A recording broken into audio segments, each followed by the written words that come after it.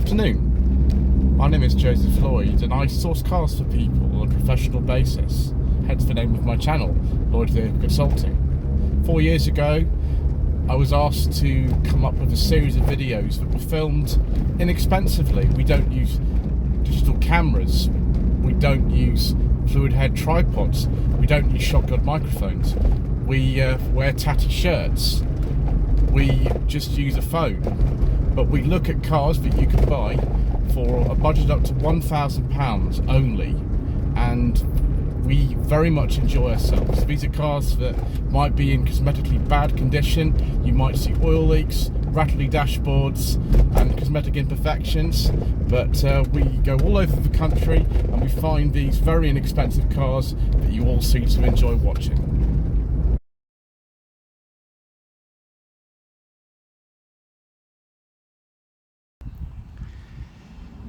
Oh viewers, those of you who went to Festival of the Unexceptional last month will recognise this car. I'm delighted to say that the owners of this 1997 Suzuki Baleno 1.6 GLX Saloon got in touch with me, and they have allowed me to film this on my channel. The car is currently for sale on Car and Classic. I will put a link to the advert in the video description below. But yes, this was in the concourse section of Festival Unexceptional, and yeah, 4 chaps actually owned this. They got together to make what they thought would be the ideal concourse entry, and they won the judges award for doing so, which is a bit crazy. The Baleno is a car that, well, there's not really an awful lot to say about it, which means that it is incredibly unexceptional. It was known as the Cultus Crescent in Japan, and the Suzuki Esteem in many other markets like North America and the Philippines and other things.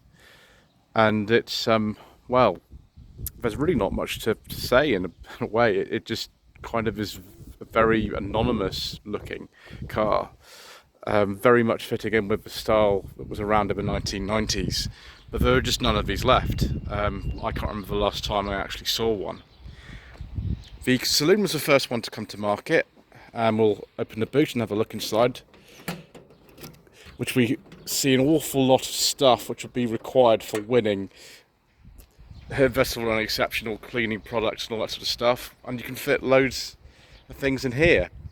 The car's not massive at all. It looks to me smaller than something like, I don't know, a Ford Focus Saloon, which would have come out just after this in 1998. This is a 97, this car. So it'd be nice and compact and things like that. In America, these were relatively popular as like the cheapest car that they sold in the Suzuki range, the Esteem. So we've got original stereo in there, we've got one of the wheel trims. The only thing I would say about this car, it's in really nice condition, but the wheel trims don't actually fit the wheels properly. They look a bit weird, but that's okay. Suzuki clearly didn't really spend a lot of time making this car in any way kind of standing out, apart from the seat fabric. The steering wheel doesn't even have the Suzuki logo on it. In some markets this car was sold as a Chevrolet, but that might have something to do with it, but there's really not an awful lot to say. It's sort of typical kind of 1990s Japanese scratchy grey plastic and things like that. Very nicely equipped car. The GLX was the trim level for the vast majority of Balenos sold over here. There were some others as well, such as the GS and the GSR.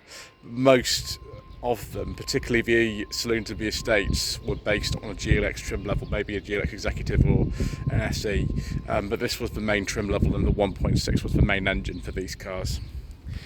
Indicators stalk on the right hand side. We can tell this car was mainly designed for things like Asia Pacific markets. The interior is it's an interior. There's really not much to say. It's just a sort of generic, bland 1990s small car interior, which is a sort of perfectly logically laid out and everything like that, but there's just really not much to say, apart from this incredibly exciting patterned seat fabric, which is typical of cars like this of the 1990s. But apart from that, yeah, all you get, for some reason, the electric windows are on the door there. Electric mirrors are here, which is good. No air conditioning in this particular car, but there's all these blanking plates here. What on earth is all this supposed to be? I don't really understand. Well, look, we've got a little cubby hole here with £3.20 in it. That's nice, viewers. We've also changed the stereo in here to the more modern one. The original's in the boot. Has light switch and rear heated window in a good place, I suppose. Instruments are nice and clear and easy to read. Actually got a footrest down there as well, which is nice. If my camera will focus properly. There we go. Thank you, autofocus. Do we have anything in the ashtray? No, we don't. Door pockets are quite small, actually. I don't know why. One thing this car does have, though, is twin airbags at the front, which was probably quite a big selling point in 1997 when this car was new. But it's just nothing to say. I don't really know what to talk about in here. It's the definition of a car. There's not much else to say.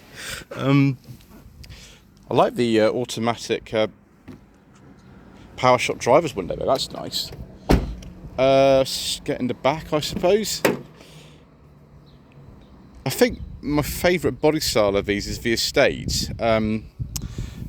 Actually, but the three-door that you can get with GSR trim towards the end of the Baleno's sales life over here was quite interesting. But I think the Estate's probably my favourite in terms of the way that it looks.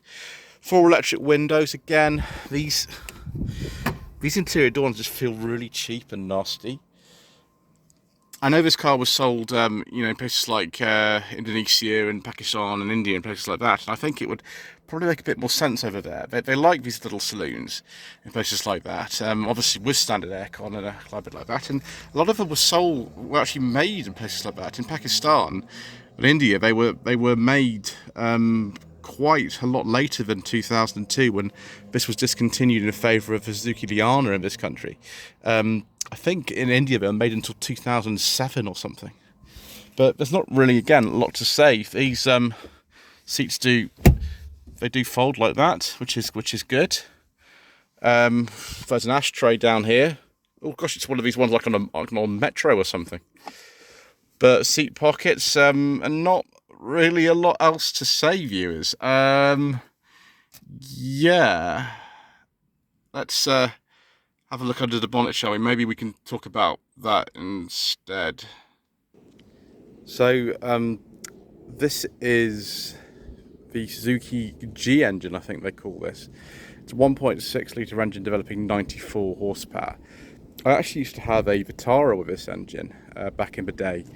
They're very reliable engines. They do have a cam belt which needs to be changed at the correct intervals, and they do suffer from cam cover gasket leaks. This one did have that. It's since been sorted out. But yeah, it is actually looking really tidy under here. Really tidy, like way more tidy than I'd ever imagined a car like this would be. Yeah, I don't quite know why that there's a different colour underneath here as opposed to the rest of the car. It's a bit weird, that, but never mind. It looks quite easy to do stuff in here. There's loads of space, and you can sit the gearboxes just sort of here. That engine bay is in really nice condition, obviously for the concourse section. It has to be. There's not much more to say, really, viewers. I think I better go for a drive. Maybe I can think of more to say when we're on the move.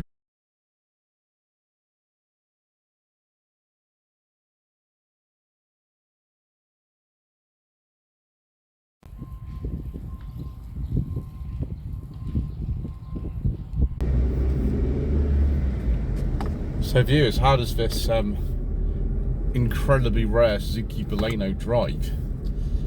Well, not really a lot to say. It's quite easy. The gearbox is a little bit on the notchy side. This car has done only 64,000 miles, and it certainly feels like it. The engine pulls very nicely. It's probably one of the best features of the car. I agree with Owen, who's one of the owners, who was mentioned that. I agree with him. The steering is incredibly light. All cars in this country had power assistant steering. I wonder if the GSR model that had the 1.8 engine actually would have had stiffer suspension in this, but I suspect not. I suspect that was an appearance package. They didn't do a 5-door hatchback of this car. We did the estate version, and the 3-door hatchback. Those were both launched in 1996 after the Saloon came out in 1995, and then that was it. They remedied that with the Liana, and that's another car I'd really like to get my hands on for no budget reviews. I've been close to getting my hands on one of those, but never quite managed it. Obviously everybody will know that it's a really good priced car from Top Gear for about 2002 2006, and this is a bit less interesting with styling department. Nothing wrong with the way that this drives at all. It's fine. The engine does remind me of the one in my old Vitara. That's no surprise, really. Yeah, it's a lot faster than it has any sort of kind of right to be, really. If you wanted to go faster, you could get the 1.8. That was a completely different engine. It's a chain-driven engine, the 1.8, developing around 118 horsepower. And 0 to 60 in under 10 seconds. So if you had that in the GSR, which is the little 3-door, that'd be pretty good. So the Saloon was available in GLX, GLX SE and GLX Executive trim. Obviously the Executive would be the choice for somebody like me, I think. And then you could get the 3-door in GS Special, and then the GSR trim. Obviously, if you want the ultimate 3-door Baleno, it's going to be the GSR, isn't it? The Estate was only available in GLX trim, but that sort of makes sense with both of the 1.6 and 1.8 litre engines. The facelift of this car occurred in about 1998. It does look a little bit better than this, I think, personally, but there's not an awful lot of difference. You've got, I think, slightly different interior with that, possibly with slightly less garish fabric, although I couldn't guarantee something like that. Certainly pulling out this roundabout and going round here, the engine being very willing and the gearbox being quite slick does kind of help, but we are leaning, and we're leaning quite a long way going around this roundabout. But I keep remembering that the indicator stalk's on the correct side for some people. For me, I don't really like it being here, but it's all my preference, isn't it? Yeah, you could get an automatic in some of the versions. Weirdly, when the Saloon had the 1.8 engine, it was just called the Baleno 1.8. I don't know why that would be. And also, we discontinued the Saloon in 2000. I think probably it was the slowest selling of the 3 variants, whereas the other 2 lasted till 2002. Why that would be, I don't know. I would have thought actually the sort of person who buys a Baleno would quite enjoy being a Saloon. Obviously the Liana came in Saloon and hatchback body styles. That's about it, viewers. Lloyd Vehicle Consulting stickers, t-shirts and mugs are available by clicking the link to the Google form in the video description below.